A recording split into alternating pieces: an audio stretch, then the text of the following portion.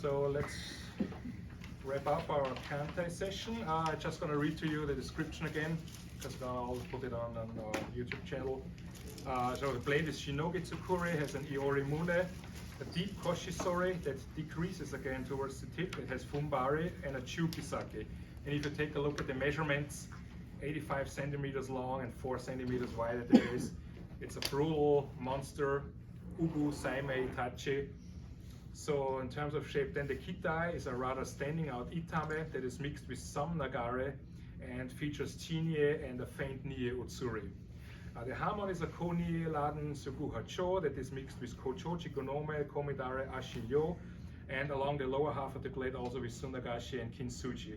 So the Boshi is Sugu with a Komaru Kaeri.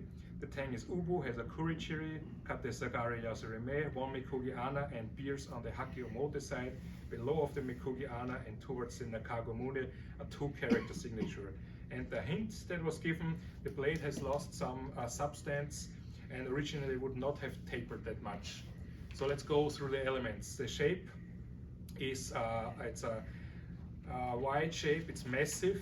It has a deep Koshisori that decreases towards the tip, so that says earlier than mid and late Kamakura. So there's a typical early Kamakura shape when the Koshisori like bends down a little. It has a Chukisake, it has no Kokisake, so we are not in the earliest Kamakura, so we are somewhere between late early Kamakura and mid Kamakura. So when we take a look at the steel, what is important here is the Chinie and the Nie Utsuri.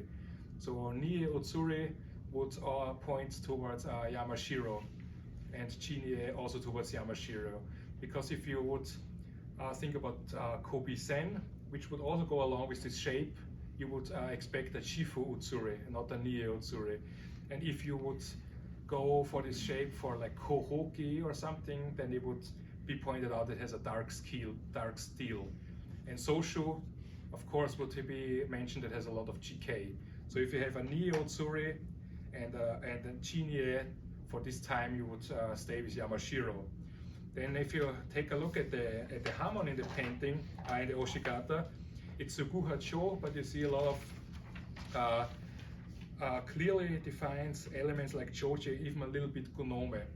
So if you think about Yamashiro for this time period, like late early Kamakura to mid Kamakura, with a massive blade, very magnificent shape with a little bit Gunome and Nie, then you should go away from the mainline Awataguchi as we have seen today, because they are like more elegant and clearly more Suguha.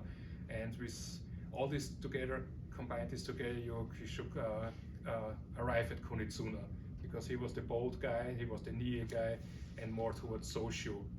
So that would be the way to arrive at Awataguchi. So if you say any Awataguchi, earlier Awataguchi Smith, and you don't get an Atari, then you go for Kunitsuna. And if you go for a Rai, you're a little bit too late, because the shape would be different. Rai had a Tori, Sori, and that would be the distinguishing feature to arrive at Kunitsuna.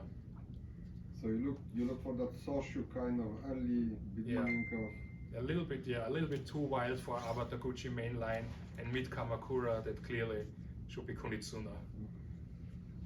When you say Jifu Utsuri, is that the Utsuri that kind of looks like fingerprints? Yeah, it looks like a little bit smeary fingerprints, a little bit cloudy that you can't really...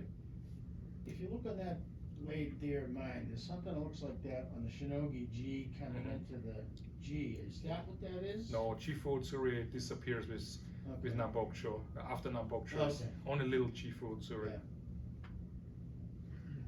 Can we extrapolate any information about identifying a smith from a Hamon on a Tanto, and then extrapolating that to what they might do on a different, like a Daito? Is there any sort of indication from that, or is that totally unreliable? No, it's the different thing is because there are some smiths who deliberately made different Tanto than Tachi, and it is just something you have to know. You have to know the repertoire of the smith. But if you you know, as you've seen earlier, if you have like a little bit the kokonomi and more near towards the base, that stays the same tanto and tachi. So it is possible to go with the Hamanon and see what, if it's tanto or tachi or vice versa. And like the one that we're looking at today, the hamon towards the kisaki, it's very narrow, like it's almost right on the ha, and that was something we mentioned earlier. Yeah, but it's also here because I pointed out there's a little lost a little bit of width, Right. Okay. So it would not have tapered that much. Okay. Yeah. Thank you. Thank you. Thank you.